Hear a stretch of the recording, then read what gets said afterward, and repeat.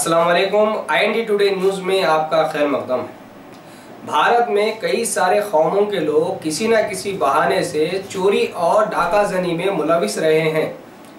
लेकिन इनमें अब पारदी गैंग भी शामिल हो गई है और पुलिस के हाथों पकड़ी गई है। मेट्रोपॉलिटन सिटी हैदराबाद के मज़ाफ़ाती इलाके चेवड़ला पुलिस के लोगों ने आज एक इत्तला पर कार्रवाई करते हुए CCS और SOT के लोगों के साथ एक स्टिंग ऑपरेशन के दौरान रियासत महाराष्ट्र से ताल्लुक़ रखने वाली पारदी गैंग के 3 लोगों को गिरफ्तार करने में कामयाबी हासिल कर ली है और बताया कि हालिया दिनों में इलाके में हुई एक डाकाजनी, चेन स्नैचिंग के 2 वाक़यात और रातों में